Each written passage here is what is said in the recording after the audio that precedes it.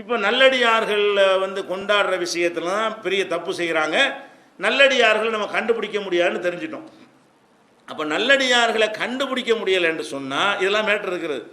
நல்லடியாரை கண்டுபிடிக்க முடியலை என்று சொன்னால் அவங்களுக்கு அது கிடைக்கும் இது கிடைக்கும் எவ்வளவோ நல்லடியார்களுக்கு கிடைக்கக்கூடிய பரிசுகளை பற்றியெல்லாம் மார்க்கம் சொல்லுகிறது.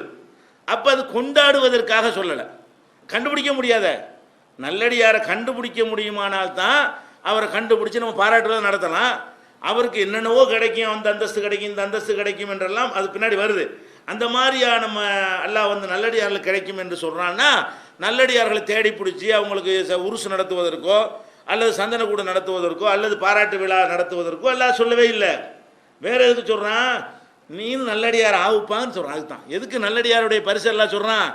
நல்லடியார்களை கொண்டாடுவதற்கு சொல்லி இருந்தான்னு சொன்னால் நல்லடியார்களை கண்டுபிடிக்கிற வழியும் சேர்த்தெல்லாம் சொல்லியிருப்பான். நல்லடியார்களெல்லாம் பார்த்து பார்த்து கொண்டாடுங்க, அவங்களுக்கு பாராட்டு விழா நடத்துங்க, அதுக்காக தான் அவங்கள பற்றி நான் இந்த மாதிரிலாம் சொல்கிறேன், இன்னென்ன தர்ஜா அவங்களுக்கு கிடைக்கும். அப்படி அல்லாஹ் வந்து நல்லடியார்களை பற்றி அவங்களுடைய தர்ஜாக்களை சொல்வானே. ஆனால் அவங்க யாருன்னு கண்டுபிடிக்கிற வழியை காட்டி தந்திருப்பானே இல்லையா? யாருன்றே தெரியாமல் ஆக்கிவிட்டான் இல்லை. அப்போ எதுக்காக இதை சொல்கிறான்? நீங்கள் நல்லடியாராக இருந்தீங்கன்னா இதெல்லாம் அடைந்து கொள்வீர்கள், நீங்கள் இறைநேசர் ஆனீர்களே ஆனால் உங்களுக்கு இதெல்லாம் கிடைக்கும் என்று நம்மளை எல்லாரையும் இறைநேசரை ஆக்குவதற்காக சொன்ன வாக்குறுதி தானே தவிர யாரையோ இறைநேசர் என்று முடிவு செய்து கொண்டாடுவதற்கு உரியது அல்ல என்பதை நம்ம புரிந்து கொள்ள வேண்டும். அடுத்ததாக